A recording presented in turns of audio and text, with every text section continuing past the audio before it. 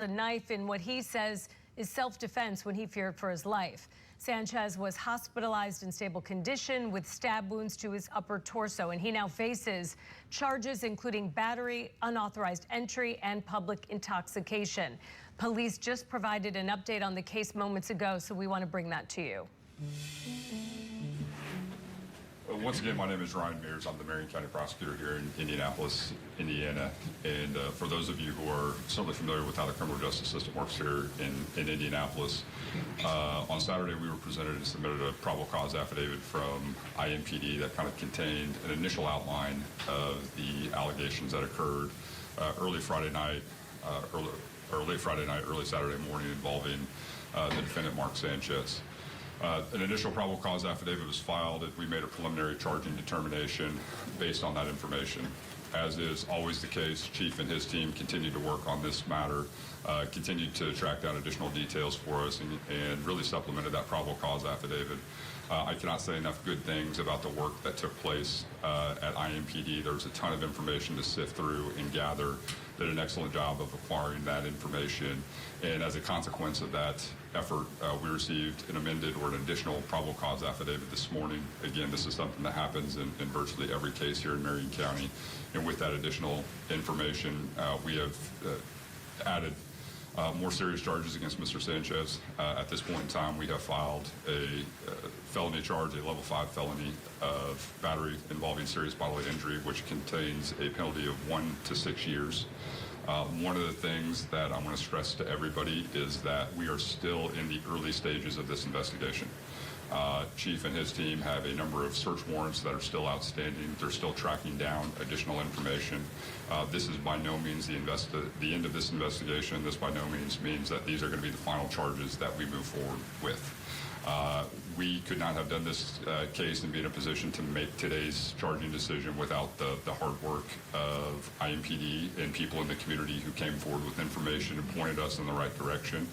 And we've gathered a ton of information.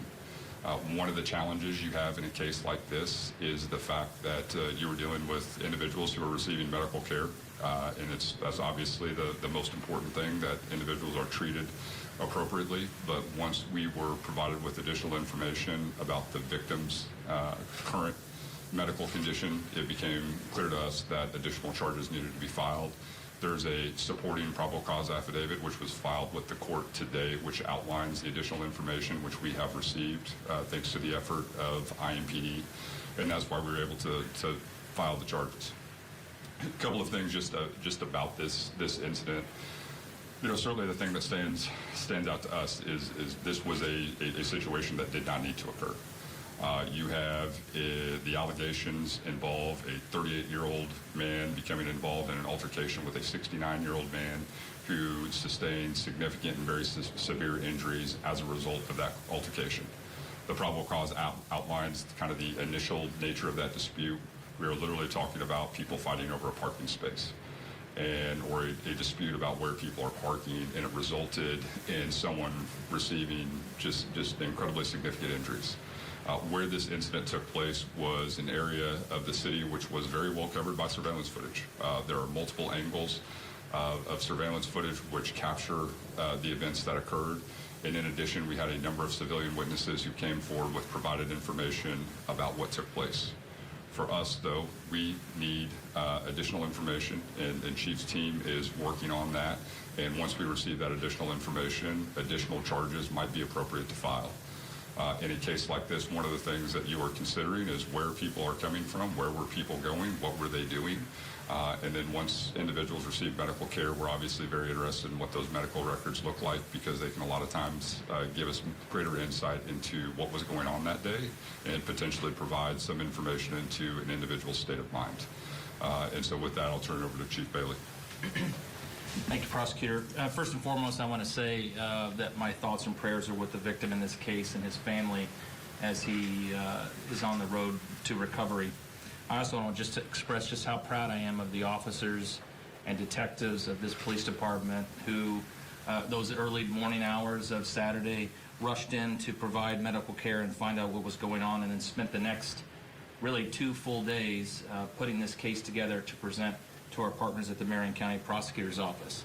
all of them, including deputy prosecutors, including the prosecutor himself, worked all weekend nonstop to bring those initial charges. And as he said, we continue to work on this case to find additional information, additional evidence, and additional witnesses to make this case stronger. The professionalism that we saw from our teams is what makes this department one of the best in this city, one of the best in the country, and their commitment to our community and keeping downtown and every neighborhood in our city safe was evident. Downtown Indianapolis remains a safe and welcoming environment for the people that live here and the people that visit here. It remains one of our safest neighborhoods. To date, violent crime is down 5% in downtown. Property crime is down 11%. Overall crime is down 10%. And across our city, violent crime is down 21%. That is because of the hard work of all of our partners in the criminal justice system, including Prosecutor Mears, and the work of our detectives, the work that we see from our Office of Public Health and Safety, and the work of our boots on the ground community-based organizations who every day are doing their part to make our city safe. But I want to be clear about this. I don't care All right, who you are. Indianapolis police, they're giving us an update. Former NFL player Mark Sanchez, who's now a Fox Sports analyst, was stabbed over the weekend in an incident that police are saying he caused. He's now facing battery, unauthorized entry, and public intoxication charges. They've added felony battery charges to that, saying that he could face up from 1 to 6 years in prison. The 69-year-old man and the 38-year-old former NFL player got into an altercation over a parking space. The 69-year-old man also sustained injuries. There's plenty of surveillance footage. They say that area has a lot of cameras. They're looking through all that, talking to a lot of witnesses to put together the complete picture. All right, we're going to squeeze in a quick break. More Scripps news ahead. Former NFL quarterback Mark Sanchez was stabbed multiple times during a late-night altercation in downtown Indianapolis Saturday. He now faces a host of charges, including felony battery charge, could land him into prison up to 6 years. Let's listen to the police, what they're saying about it now. Things that the court can consider when they're trying to impose a sentence. As I mentioned, this is a level 5 felony, 1 to 6 years. One of the statutory aggravators is the age of the victim, and certainly that is something that the judge could consider when they're imposing a sentence. Did investigators take a BAC level from Sanchez? Well, anytime anyone's admitted to the hospital, there's a number of things that are conducted as just kind of a matter of routine and a matter of procedure. And I think as you work through the process, certainly their health records are protected. We have to go through that process of making sure that any information that we receive is obtained through the proper channels. And I know Chief's team's working on that. Do we know if investigators have had a chance to talk to any of Sanchez's associates to piece together what his Friday night was like before this happened? I can't answer exactly what step in the process the investigators are at, but as the prosecutor mentioned, just because charges are filed doesn't mean the case or the investigation stops. So the investigators will be looking into all those things, and I think the medical records are going to be extremely important for both individuals to help the prosecutor make an important a charging decision to see if there's some other way to another charge that needs to be added, but also to see if there was some sort of altered state of mind of the individuals involved in this incident. Does the felony mean his bond has now changed?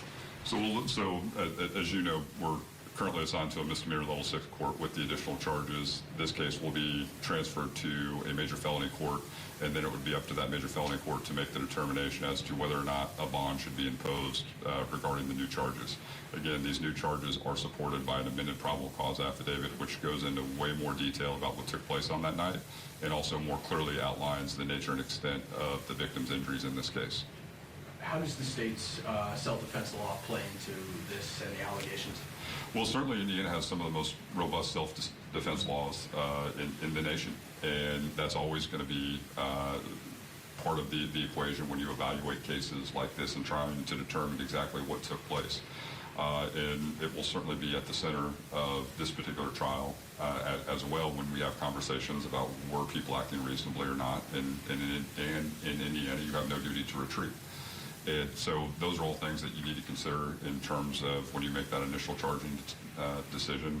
those facts have been evaluated, and certainly the self-defense law is going to be an issue that will be raised at trial.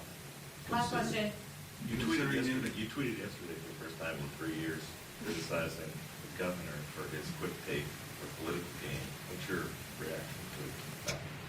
Well, for me, the most important thing is that we get information out there that is accurate. And anytime people jump to conclusions and don't rely on facts, that's obviously disappointing. For us, though, we have conversations about what's taking place in Marion County. And when those types of things are said, it's not really an attack on me. It's an attack on 420 people who work in the prosecutor's office who are dedicated to their job. And we've won 31 out of our last 34 murder trials. We've won the last 10 murder trials in a row. And if the governor has conversations about what's going on in Marion County, not only can he look to those stats, but he has an open invitation to come to the prosecutor's office and not only meet with me, but the people who are in the courtroom every single day fighting for those convictions. We don't get those records and we don't get those results without Chief Bailey's help, without the community's help. And so if the governor thinks that he can add to that conversation, if he says, hey, there's additional things that can be done to help, we always want to have that conversation.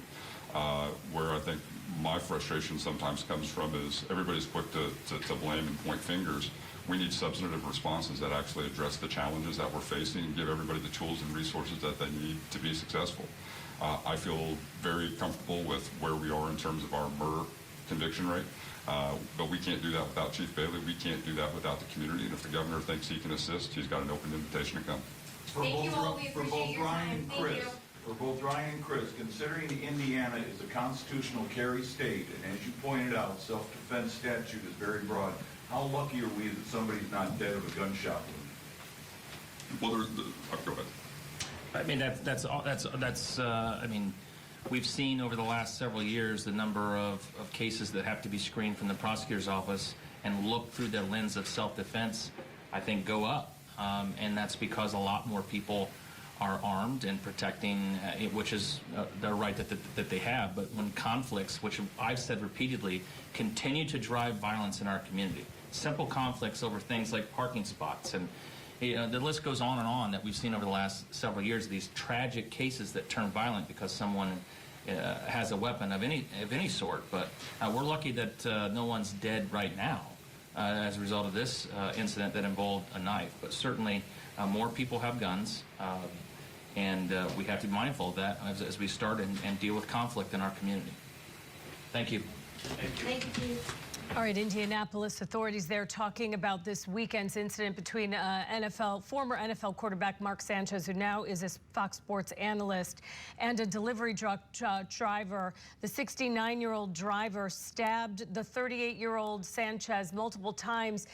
It was a dispute over a parking situation that authorities say Mark Sanchez instigated, and now he's facing a host of charges, including felony battery charge, which could land you up to 6 years in prison in Indiana. So we will keep an eye on that. We will let you know if there's any more updates on that situation.